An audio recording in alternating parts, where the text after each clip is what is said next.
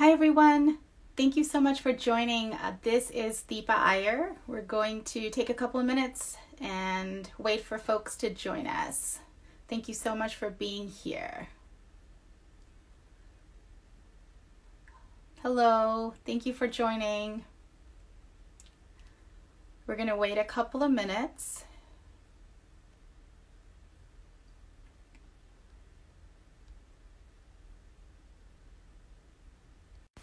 Hello everyone. Thanks so much for joining us today. Hi. Thanks everyone for joining. Hi Anna. Hi. We did it. We did it. We're here. That is part of a victory already. Okay, so we're just waiting for folks to join. I'm really excited because my sister and comrade, Anna Castro, is also going to be part of this conversation. So we are going to just take a couple of seconds while folks get on the line or get on live. And then we'll get started. I'm Deepa, and I'm joining you from outside the DC area. And as I said last time when we did this, just want to say that however folks are coming into this space, if you're feeling anxious or if you're feeling uncertain, if you're feeling motivated and driven, however you are joining us today, you are welcome in this space. There's space for everyone, and just really excited that we have another chance to have this conversation about the social change map and how you can use it to be in service to movements and causes that are important to you. Anna, how are you doing? I'm doing great. This was a good opportunity for me to wear something other than yoga pants, which have been my pandemic staple outfit. And, you know, this has been a incredibly historic week on top of so many weeks of amazing and visionary work that Black trans and Black queer organizers are doing around the country. It's Juneteenth, and I can think of no better way to spend it than to talk about how we can be true co-conspirators in this time, and how we keep up the momentum to remember that acting in defense of Black lives happens every single day, even when it's not on the headlines. Absolutely. Yeah, it's a long-term struggle, right? And so, and I'm so glad you mentioned that context, because we're going to get into that today. Obviously, we recognize that it is an important day, an important weekend where there are actions happening all over the country. So why don't we go ahead and get started? Folks are joining. Welcome to each and every one of you. Thank you for taking the time to join us this afternoon. My name is Deepa Iyer, and I'm joining you in the second of a series of Instagram lives that we're doing at the Building Movement Project's Insta to talk about the social change ecosystem map. And just a little bit about BMP, Building Movement Project. So Building Movement Project is a nonprofit that strengthens social change organizations through resources, tools, research, reports, trainings, and the like. And you can find more information at www.buildingmovementproject.org. And you can also find the most recent report, which is called Race to Lead as well there.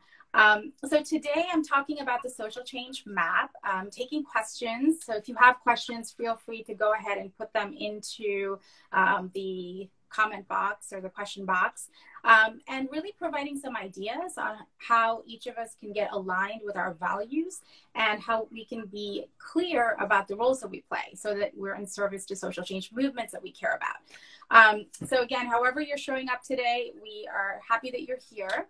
And as Anna already mentioned, you know, I want to take a moment to remind ourselves that today is Juneteenth, which is a day that has long marked Black resistance, Black liberation, Black celebration. But it seems that today and this weekend, this moment is even more meaningful given what we have been hearing about and seeing on the headlines for the past few months about the violence and brutality against Black people in this country. Clearly not something new, but something that has seemed to spark more outrage in this moment, not just in the US, but all over the country. So today and over the weekend, there are a series of actions and events happening online, virtually, in the streets, digitally, and in your neighborhood. So we also encourage you to take a moment to figure out what and how you can join. You might want to go to 619.com to get more information on how to defend Black lives. So as I mentioned, I'm in conversation today also with Anna Castro. Anna is currently the communications senior manager at the Transgender Law Center. And she is a communicator. She is someone who is always clear about her values and how she shows up. I have had the pleasure and honor of working with her for a number of years now. And we're also going to tell you a little bit about our project that we work on called SolidarityIs, which is very much aligned with this social change ecosystem map. So to those of you joining still, if you have questions, please go ahead and put them in. We'd also love to know how you're using the map. I just want to give a shout out to a lot of people who are adapting and using the map. Thank you. And I've been trying to feature some of you on my Instagram, Deepa Iyer, this week. So a shout out to Harleen Kaur, to Blackbird Revolution, or Blackbird Revolt maybe, and also to Aliyah Sunshine, who are all adapting the map in different ways to figure out what roles can be played in this moment. So Anna, I want to just go ahead and get started with asking you a couple of questions about how you use the map. And as we have that conversation, we're also going to talk about both the uses of the map, like the purpose, right? But we're also going to show Anna's map. One of the things that happened on our Instagram last time is that people were interested in looking at and assessing a map, right? So Anna is kind enough to actually do her own, and she is going to be able to kind of we're going to pull up her map and talk about it. But first and foremost, Anna, tell us a little bit about how this ecosystem model has been useful for you. Well, for me, as a communicator, I am working on a 24-hour, 7 days a week news cycle. Which means that the urgency to respond and act is consistently there for me. It is a part of my job at Transgender Law Center. It is a part of the service that I offer to the movement to consistently hold all these different events that are happening and to figure out what is a narrative that actually connects all of them together, to show that all of these seemingly separate, siloed victories and or attacks are actually connected. For me, the social ecosystem map and also finding my role in the movement, both those things, both figuring out who am I in conversation with, who am I listening to, who am I talking to, but also what type of actions I am taking at a moment are critical, because I will have a million things pulling me in a million different directions. And I need to figure out, like, one, what skills can I actually lend that will be useful in that moment? And sometimes those may be skills that for me are maybe not my total passion at the moment, but are something that is critically necessary. At other times, I also am like aware of the ways that I'm being pulled into spaces to act in a certain role, and the ways in which I need to stretch myself to actually fill that role. And so I'm constantly looking at the map and constantly in conversation with what is happening in the world, just reassessing where my energy has to be directed towards. That's great. And you mentioned, I think already, two things that I want to pull out. When people think about when can I use this tool, right, and why. So some of the outcomes I just, that you could have if you use this particular tool is, one, to get in right relationship with your social change values. Some of us already know what those are. I think Anna's clear on hers, right? And has been probably for some time. But others of us might be new to movements. We might be slowly getting woke, right? And so to get in right relationship with your social change values is important. And the map allows you to do that in the middle circle by identifying what those values are, and also in even the context, right? Or the cause you're interested in aligning yourself with. And then the second thing, and Anna brought this up too, it's about identifying the roles that you play that are aligned with your strengths and skills, just like Anna said. And also perhaps that you want to stretch towards, right? Roles that you might want to move into. So it also allows you to kind of identify those. And then the last thing it can help you do is to catalyze action or course correction. So Anna talked about that as well. It can often help to be like, you know what, I'm spreading myself too thin, or seems like I'm playing the same role every single time. Is there something that I could actually move into? So getting in right relationship with your values, identifying your skills and roles, and then catalyzing some action or course correction are 3 outcomes of using this particular framework. The other question, Anna, that folks often have is who can use the map, right? So can you talk a little bit about how, I know you used it, right? But how can it be helpful for an ecosystem? Because this map is not just about individuals, it's about an ecosystem. And why is an ecosystem so important when we think about social change work? Yeah, I mean, I think that there is this misconception that political work or activism work is happening in like some far off space that you have to go to be a part of. When in reality, every single day we're all interacting with other people, and there is always an opportunity to use that ecosystem map to figure out like what are some of the things in your own environment that you can change. And oftentimes, like that has been, as a non-Black person, that has been a feedback that I've gotten from Black folks. It's like, you have things to do in your own ecosystem. Focus on those things. We've got it over here. Do the work that you need to do in your own spaces. So whether that is your family, whether that's your school, whether that is your role as someone that's in an educational system, working with other administrators, your personal life, everything, there's an opportunity to use this ecosystem map to figure out like, what can I actually do in this moment? Where are my strengths? Where are my passions? What can I do to actually enact change?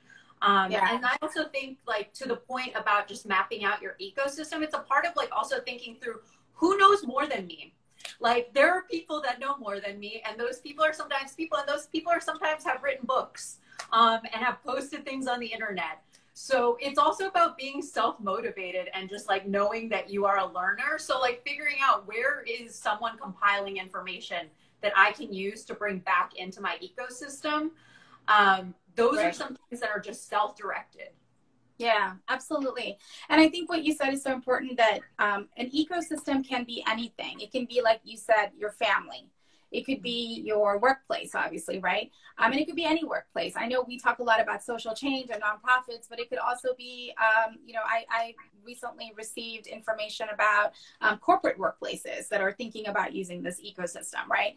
It could be educators. And I already saw like someone write about, how can I use this in schools? You could, right? And we can talk about that a little bit when we go through Anna's map too, like how other folks can use it. But a lot of teachers and administrators are using it. It could be in your nonprofit. It could be your board of directors, right? And so the ecosystem mapping is important if you are part of an organization to say, okay, let me look at what the roles are that people are playing. Do we have enough visionaries? Or are we kind of focusing way more on people who are frontline responders? And if we are, do we have enough caregivers that can actually nurture those frontline responders? So it can also help you understand and maybe identify people who should play different roles to support the ecosystem that you already have. So if you're a manager, if you're a team leader, if you're a project manager, an executive director, a board of directors person, right? You could use this to take a look at your ecosystem as well, not just on an individual level. So I'm going to pull up Anna's map, and I got some of these questions. There was a really good one that I think I'm going to have you answer, Anna, at some point around what if my personal assessment of my role is going to be is different than what is required of me in my professional environment. So that is something that we'll try to get to, but I'm going to try to see if I can pull up your map, and I hope this works. Give me a second. Anna, does that work? I can see it, yes. It might not be completely clear for everyone, but in the spaces where there's information that's missing, I'll fill it in. Okay, great. So thanks. Why don't we start talking a little bit about the technical ways in which you started? So can you just say like what you did, the technical, before you get into the reflection part? Like, what did you do? Well, I first of all thought about like, what have I been doing in the last few months, the last few years, in my professional life, which is actually closely for me tied to my personal life. And so can we start with the middle circle? Yeah. Like with that one first, and then you can round us out. Oh yeah. So if you look at the center circle, there are values there that guide you, and those are values that resonated for me. Equity, liberation, justice, solidarity in particular. But then I added in some values that I've just been like, these are things that I've been thinking about, I think, in the last few years. I've been doing like social activism work in one way or another for, since I was a teenager. But in the last few years, I've really been thinking about freedom and community. Okay. And those were values that I added in there. Mm-hmm. That's great. So those are the values that you're trying to get in right relationship with, right? So now that we've centered that, and so I recommend that folks start there. You also then added on your map that you added context, right? You added the cause that is important to you. So tell us about that and how that helped you get more clear on how you were mapping. Yes. So I have had the pleasure of being invited into a new movement home in the trans liberation movement. And for me, that has completely shifted how I think about so much of the work that I've done. And so I added in there, like my guiding campaign goal, like what I'm working towards is listening to, learning from, and being in service to Black, trans, and Black queer people. Awesome. Wonderful. Thank you. And we should mention that folks can learn more about the Transgender Law Center at the website transgenderlawcenter.org, and also check out our trans agenda, which is like right on the front page. Great. Yes. Thank you. So now that you had your values kind of stated, and you also identified the cause or context that you're trying to align your roles with, how did you go about, or what roles did you put down? And tell us like what story emerges about you, right, as you look at that map. Yes. So I will talk about, go circle by circle where I like placed myself. Yes.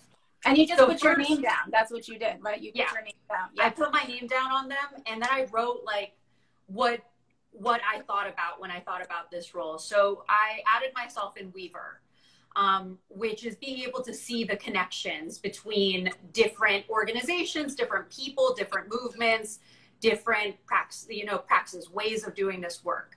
And so for me, as a Weaver, I've seen it for me as being able to and wanting to build community in every movement space that I am in, which means that, I'm there to do a job because nonprofit work is what I'm getting paid to do. But for me, it's like about going beyond that and actually building genuine relationships and friendships and all of that in the spaces that I'm in. And also introducing people and making sure that if I see something happening in one space and I see another, I'm just like constantly telling people, get to know each other, meet each other. It's about the through lines. Yeah. It's about the through lines of connection. Yeah. And then I would love to hear, I know if someone's already like, I feel like I'm a Weaver. So if you're watching us, tell us what you are, as well as Anna's talking about her roles. Tell us where you find yourself on the map. Okay. What else did you put down, Anna?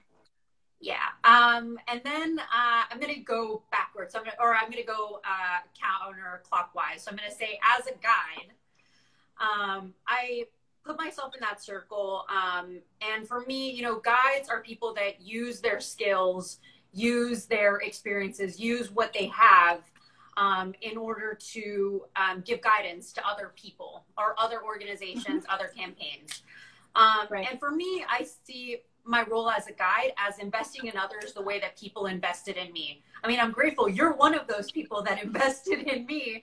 And I have so many people that I could name that are people that truly you know, we're not born knowing how to do this work or like really understanding all the biases that we have like become ingrained in us as a result of like the world that we live in. Someone showed me grace at some point in time and gave me the ability to see my own like biases, my own like where racism is playing an active part in like the things that I was doing.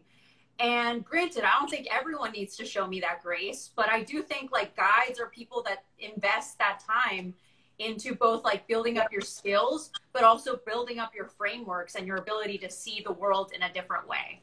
Mm-hmm. And so, so for storytellers, me, I'm a communications person. So a storyteller is an obvious part of my job, but for me, it's obvious in a different way, in the sense that I'm like, my story, I am not spending like every single day on social media or anywhere else kind of writing my own story. For me, that's like more of a private thing. That's like something I like hold for myself. But what I am doing as a storyteller is every day analyzing the ways that stories are told and working with folks whose stories need to be told. Yep. And also making it clear that like these stories are not new. Like connecting the thread, you know, a lot of people, for me in the trans movement, right? Like a lot of people these days, and especially in Pride Month, can point to Marsha P. Johnson, can point to Sylvia Rivera and say like there are two amazing trans women, Black and brown trans women who started the Stonewall Rebellion. But there is this whole thread of other people like before that and after that that are doing amazing work that are out there whose stories need to reach the mainstream. So that's me as a storyteller, amplifying. Yeah. And then as a healer, I will say that this one's like one that is really near and dear to like my heart, in the sense that I think these days there's a lot of pressure to perform trauma and perform healing. What do you mean by that? And what I mean by that is that we have so many different ways of talking, you know, Instagram being one of them, Twitter being one of them, Facebook, like everywhere. We have so many different ways of like talking and communicating, that there is just this expectation that every time that something happens, you need to post like several paragraphs of reflection. And that was me like a few years ago. But that isn't me now, because I found that it wasn't serving me. And I also found that like other people were doing that better than I was. And I did not need to like add more. So that's so important. Yeah. And that is so important also, because I think what it shows is that the roles that we play are not static, right? Yeah. So as you said, right, we evolve. So I often say this a lot, that for me, my whole kind of social justice work has been literally around being a disruptor. And that's just something that naturally comes to me. But I've also really tried over the last few years to step away from that particular role, right? And to actually identify other roles.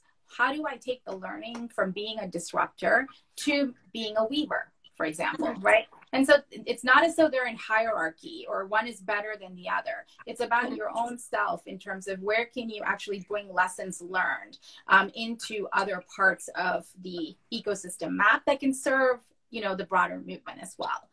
So I think it's really important to mention that. Folks are asking about where you can find everything. All of that, thank you to, I think it was Olivia who put the information in. buildingmovement.org is where you can find the information. There's a PDF document, one PDF document that has the map, that has the reflection questions, and that has the information about the roles and what they mean. We've also provided them separately as well. And so please go to that particular website. This is being, we're gonna save this and we'll send it out with, put it up with some more resources as well. So just wanted to respond to that, because folks were asking where they can actually put it together, like you did. And you just did it on a PDF, right? That's all you did? Yes, I did. just marked it out. Yeah. So all of that information is on our website, buildingmovement.org, if you want to do the same thing. Okay. So Anna, I want to just keep track of time and make sure that we actually get to the part where the reflection part is, right? So what did this process of mapping teach you? What did you learn about yourself in terms of the third outcome, right? Which is the planning. Right? So tell us a little bit more about that. Well, this is kind of tied into, I think someone previously had a question about like, what if you're drawn to do a certain type of role in your professional life, but in your personal life, perhaps you're interested in another role. And so for me, I've been doing, communications work for quite a while, and it is something that I really enjoy. And it like is reflected in my map as it is right now, but that's not necessarily what I'm interested in continuing to do in the future. And so looking at all the ways in which communications work has like really fed me and like allowed me to see the world in different ways, it already helps set me up for like what I want to do next. Right. And so for me, that ties into like the as a visionary, because I think what you said, Deepa, is really true. When you said that there might be a perspective that some of these roles are like are better. And I think some of these roles are more public, but all of them are necessary and all of them are contributing to the larger goal. And so for me, like thinking about being a visionary in the past, I think about now, like how really what I want my role to be is like trusting, believing, and making possible the vision that Black trans women have for the world. And that's what I want to move into next. Like that my reflection and looking at all of this is that I have served as well as I can with the skills I currently have, but I want to gain more skills because I have bought into a vision that I want to see happen in this lifetime. Like the people that I've met, the Black trans women, the Black trans migrants, all the folks that are doing this amazing work, I want them to see the world that they deserve in this lifetime. And I know that we always talk about like, maybe I hear so many people say like, I may not see it in my lifetime. Right. And I'm like, I want that for you. I want this for us. Right. What do I need to do to get those skills to make it possible? Yeah, that's so powerful. And I have no doubt, knowing you, that you will figure that out. And that's really, what we wanted to show with this mapping exercise, right?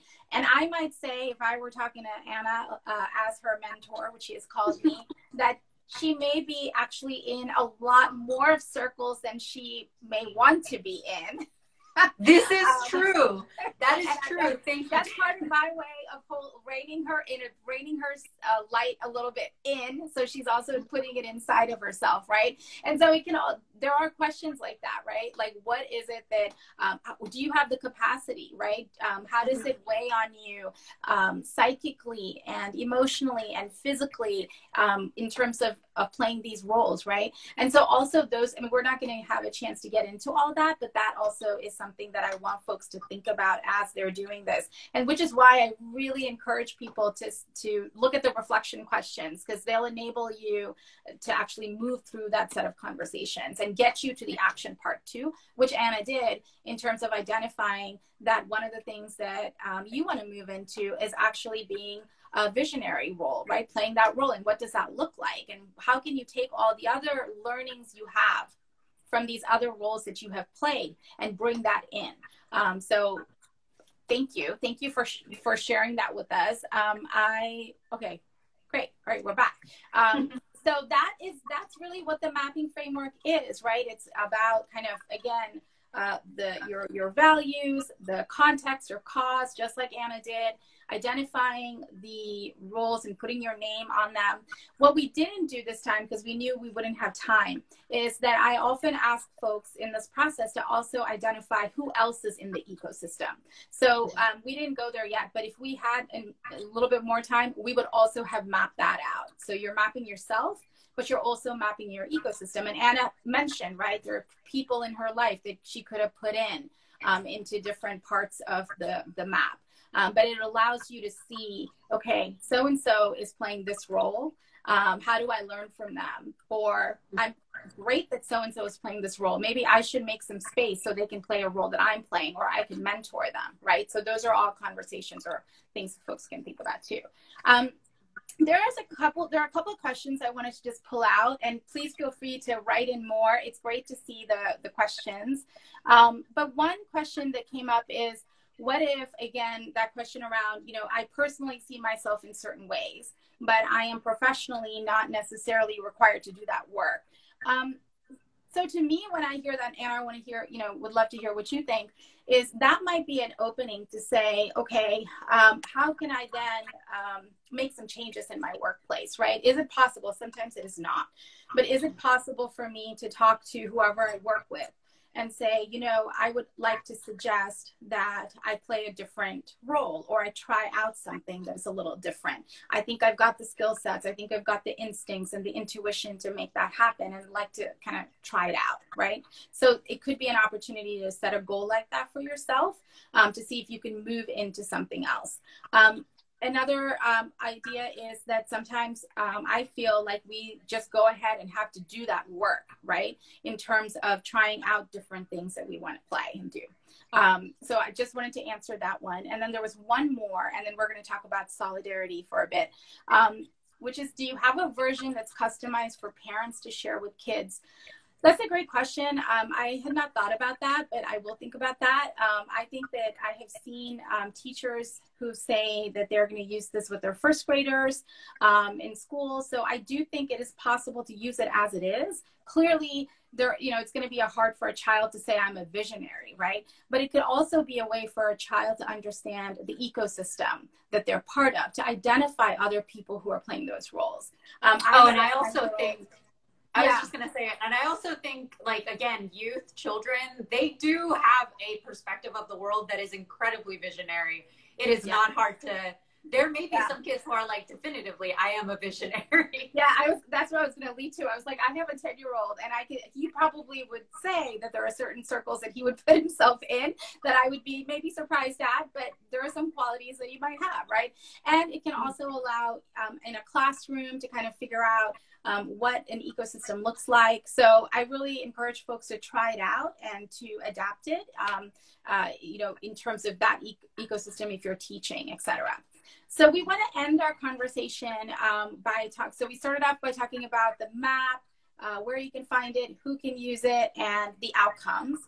We talked about the 3-step process of, aligning your values and your cause, identifying your roles and your ecosystems, and then doing a lot of reflection and planning. And we talked about Anna in particular, and thank you, Anna, for sort of providing an example for us and being vulnerable enough to provide an example for us to look at. And through the conversation with Anna especially, right, we talked about, and we recognized earlier that this is Juneteenth, we talked about the importance of being in, some of us are working on social change movements, to be in solidarity, right? Transformative solidarity with communities. And so we wanted to take a little time to talk about that, because this particular mapping framework can also help us think about what our roles are as co-conspirators, what our roles are as accomplices to different movements for social change. So given that it is Juneteenth in particular, Anna, can you share a little bit about how folks can think about using this framework to figure out how they can actually be in solidarity with Black communities at this time? Yeah. Well, I think, first of all, there's just been so much said about this already, that if you are on your own and learning about just the movement now, go out there, read what is out there, find, I mean, this is not the time to drain any more of the energy that Black folks have. There is other work that can be done by just reading what is on the internet, reading what is in a library. And there's also just so many organizations out there that can provide different perspectives. And again, Movement for Black Lives is one of those spaces in which you can just go and see, again, tangibly, identifying problems, identifying solutions, and how you can plug into them. But I also, again, challenge people, and especially non-Black people, that our work is really within our community, to see the conversations, the tough ones that need to happen there, and also to have the courage, grace, grit to know that you will mess up. And so even looking in your ecosystem, looking through who are the folks that are going to keep you accountable? Who are the folks that are going to be there to ensure that you don't fixate too much on like the mistake you've made instead of focusing on the ways that you can actually remedy that harm. Yeah. And so that would be my advice with using this map right now, especially in Juneteenth. It's also knowing that your map is going to be applicable again after this stops dominating headlines. Fighting against the murder of Black people is the bare minimum that we can all be doing right now. We need to be thinking about, like, again, how COVID impacted Black communities. And then side note, how COVID impacted Native communities. But there are just so many ways in which, like, it is ongoing work to act in service of Black lives.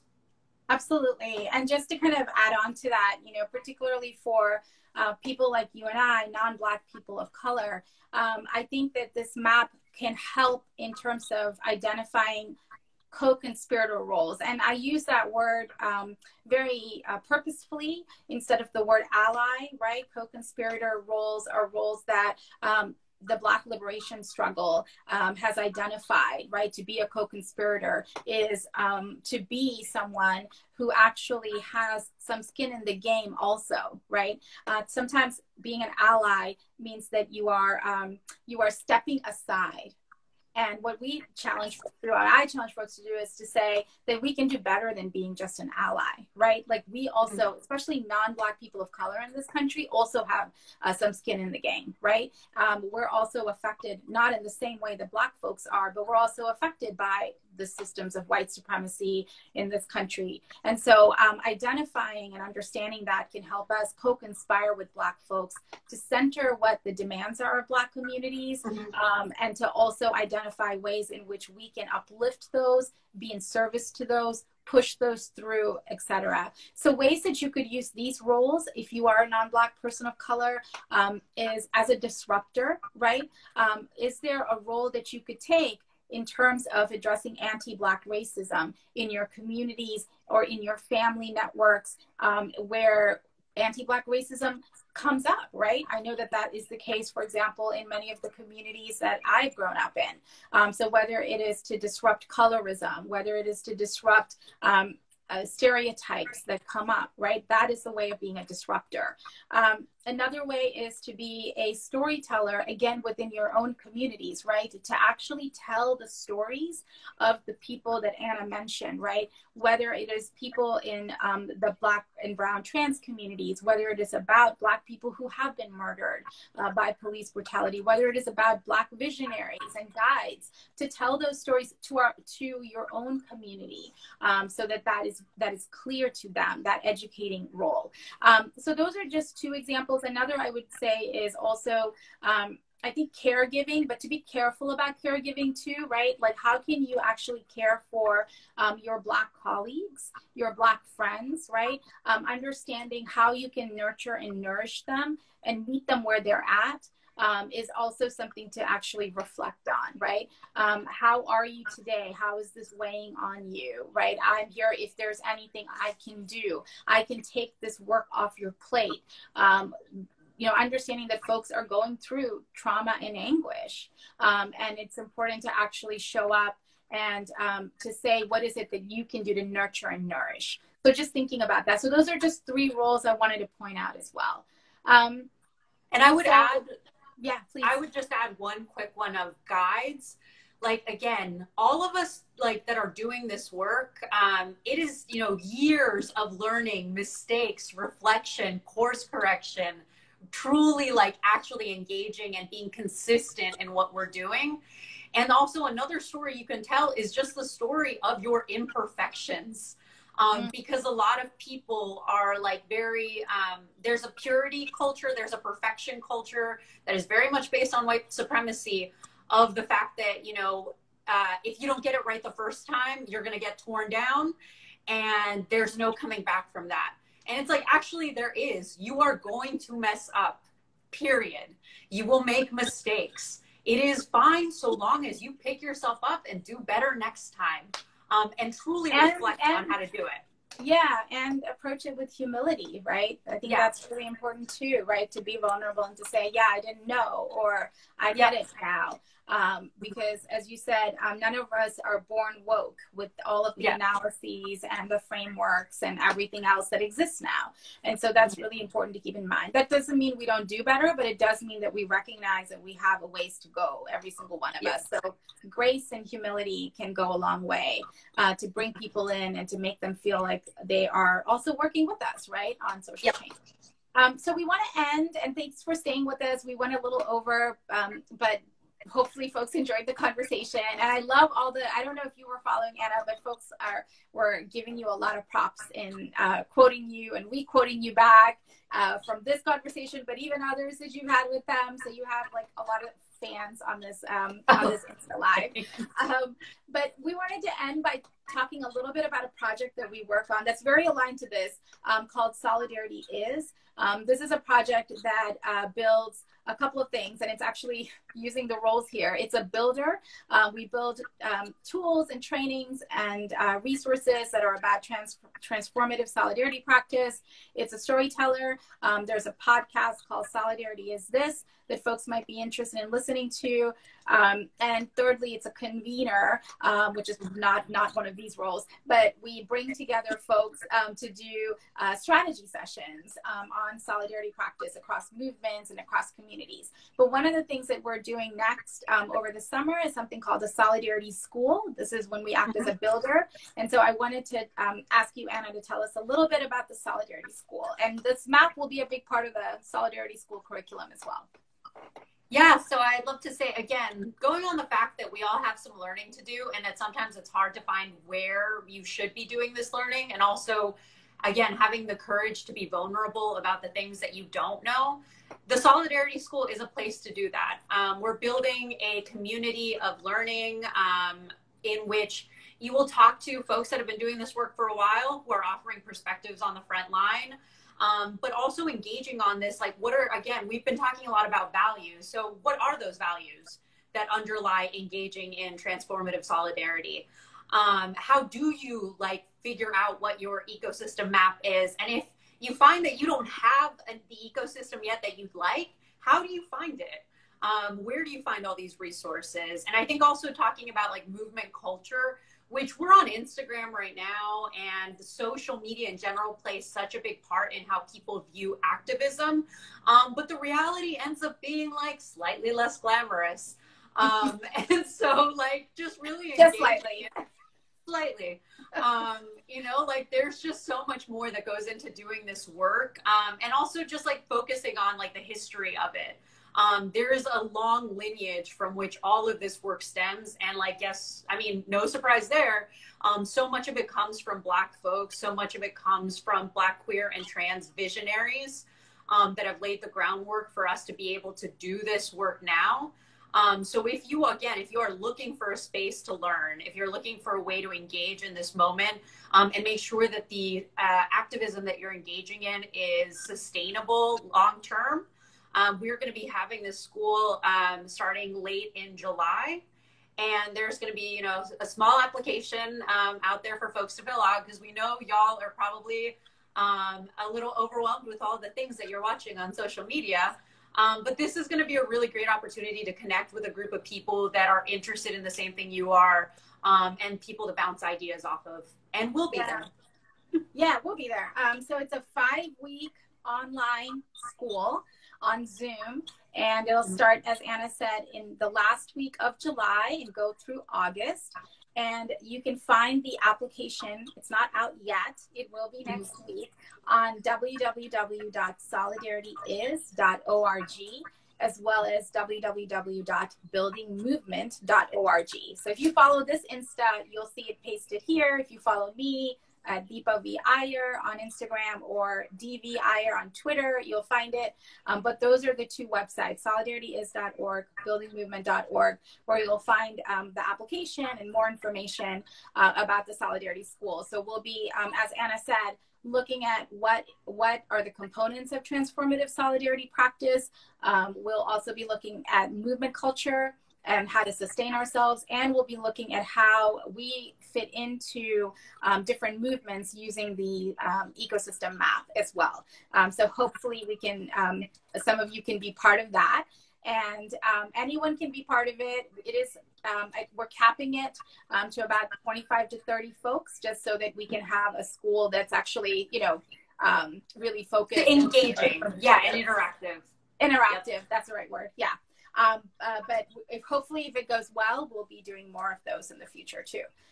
So with that, I'm going to start to close this out. Thank you so much for being here. Thank you for the kind words. Folks from Brazil to the DMV I saw were joining us. So thank you so much for being part of this. Hopefully this was helpful to get you to understand a little bit more how to use and adapt this particular tool for yourself, especially right now as we are in a moment, a generational moment to defend Black lives. So with that, I want to thank you, Anna Castro, who is, as I mentioned earlier, a sister and a comrade and someone I learn from every single time I speak to her. Thank you for being here. I really appreciate you. And thanks to all of you for being part of this. Thank you all. Take care. Bye.